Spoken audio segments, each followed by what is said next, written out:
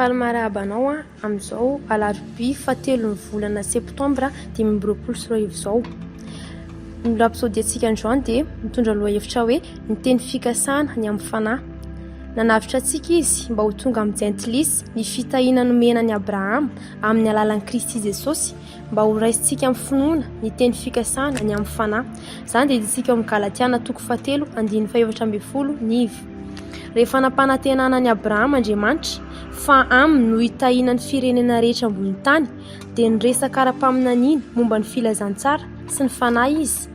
Milazantsika ny Galatiana 4:7 fa efa nitory ny filazantsara tamin'ny Abrahama Andriamanitra nanao hoe aminao no hitahiana ny firenena rehetra. Tafiditra anatin'izany fitahiana izany ny fanahy ny teny fikasana iray. Ny fandraisana fanahy masina dia tsy vitany hoe miteny amin'ny fiteny tsy fantatra na mahatsapa hery mihoatra ny natoraly na dia mahagaga azy izany. Ny fanahy ny tombo-kasen'ny fanekeny vaovao sy ny fametrahana ny lovantsika. Izany dia hitantsika amin'ny Efesiana 1:7-11. Izy no antoka avy amin'Andriamanitra fa izay rehetra azon'i Jesosy ho antsika dia antsika ankehitriny. Izany no nahatonga ny apôstôly Petera rehefa avy nitory tamin'ny andro Pentekosta nanao hoe mibeba ary anareo handray ny fanomezana dia ny fanahy masina fa ny teny fikasana ho anareo sy ny zanakareo ary ho an'izay rehetra lavitra. Asan'ny apôstôly 2:7-7. Tsy ny jiosy ihany nanaovana izany teny fikasana izany, natao an'izay rehetra tson'Andriamanitra izany, anisan'izany ianao.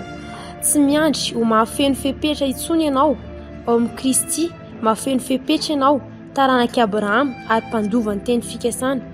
Ny asan'ny apôstôly 2:7 dia mamerina izay fanambarany Joela-paminany hoe ary amin'ny andro farany hoy Andriamanitra no andatsahako ny fanahiko amin'ny nofo rehetra. Mario fa ny teny fikasana fanahy dia ho an'ny rehetra, fa ny teny fikasana dia ho anareo sy ny zanakareo ary ho an'izay rehetra lavitra. Na iza natsoiny Jehovah Andriamantsika anantona azy. Izany dia hitantsika amin'ny asan'ny apôstôly 2:7. Ankehitriny rehefa nateraka indray ianao dia tsy apahany avy amin'ny fitahian'Andriamanitra ihany no nananao fa izay rehetra avy aminy izay mitondra anao ao amin'izay rehetra nanan'Andriamanitra. Io fanahy io ihany no manome anao hery hena amin'ny mpandresena isan'andro. Manampy anao hatakatra ny teny izy, mitarika anao amin'ny fahamarinana rehetra ary mahatonga anao afaka maneho an'i Kristy.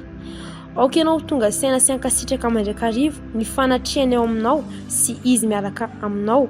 Mandany fotoana iarahana aminy, maneke azy dia hitarika anao izy ary hanampy anao hatateraka ny anjara voatendrinao masina. Amin'izao fotoana izao dia tonga mivavaka isika, izaho anonona dia ianao merina mpandresen-dahatra. Misaotra ray any an-danitra ny fitahiany fanahy masina eo amin'ny fiainako izay mitarika sy manome hery ahy andeha amin'ny fandresena sy ny fahendrena ary ny fahaiza-manao an'Andriamanitra. Amin'ny alalan'ny fanahy masina no ahafantarako sy akako ho fananako izay rehetra efa napetrak'Andriamanitra ho ahy ao amin'ny Kristy, satria mizotra amin'ny lalana izay efa nomaniny mialoha ahy aho amin'ny fanatanterahana ny anjara voatendriko be voninahitra ao amin'ny Kristy amin'ny anaran'i Jesosy. Amen. Tahin'Andriamanitra.